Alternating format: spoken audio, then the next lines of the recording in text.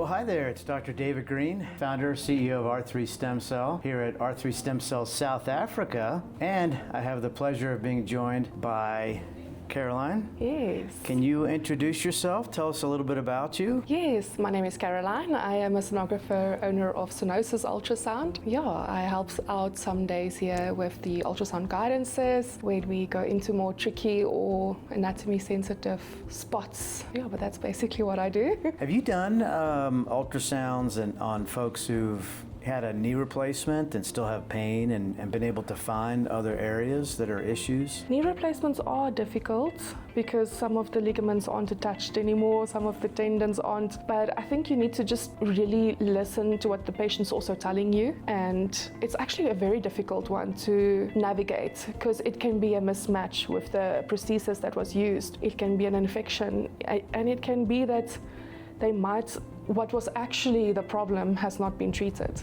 by a whole knee replacement. And I mean, any surgery is going to give you some downtime, and you're going to have scar tissue. So it might even be scar tissue that's now causing, or stitches that didn't dissolve. So there are so many more things to consider.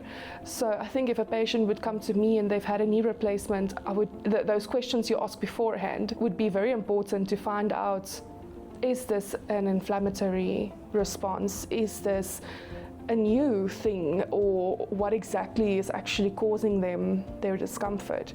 Do you find that often? You know, back when I was in practice, this has been over 20 years, we used to think that knee replacements were 95% plus effective. And then there was a large study done at the British Medical Journal showing that over 30% of people who've had a knee replacement still have significant pain after a year. So is that a failure? Is it not? But regardless, they have pain. Pain's coming from somewhere. It could be what you mentioned, an infection, it could be a mismatched prosthesis. But assuming you get beyond that, right, if there is no infection, a lot of people that come to us, they've already had this whole workup, right? Yeah. They know it's not infected, it's not a mismatch to the point where they need to get a revision or whatnot. So they're like, can you do anything?